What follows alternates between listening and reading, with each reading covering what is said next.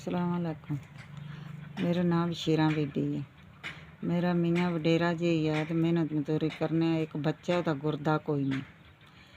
ते रमज़ान दा महीना है, रोज़े शोज़े रखे ने। अल्लाह पाक तुहानू भी तंदरुस्ती देवे, साडे माड़ियां वास्ते जेह्ड़ी मदद शदद करदे हो।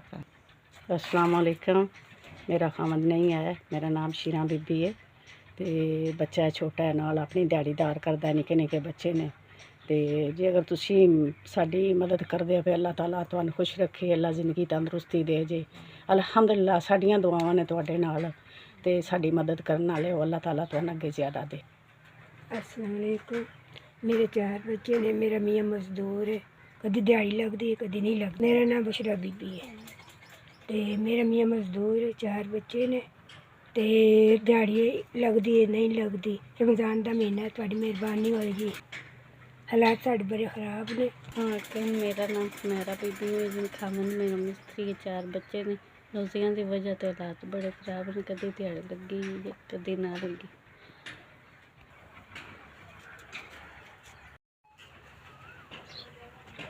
तुहाडी बड़ी बड़ी मेहरबानी, शुक्रिया अदा करने। तुहाडी ज़कात सानू मिल गई है, 3000 रुपया तुहाडी ज़कात मिल गई है।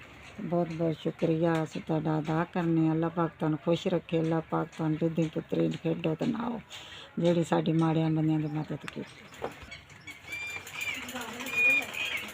तुहाडा दित्ता ज़कात साडे कोल पहुँच गया। अल्लाह ताला ज़िंदगी तंदरुस्ती दे जे, अल्लाह ताला खुश रखे जे, आज़ाद रखे जे, आबाद रखे जे। बड़ी मेहरबानी तुहाडी, सान दित्ता जे तुहानू खुदा दे।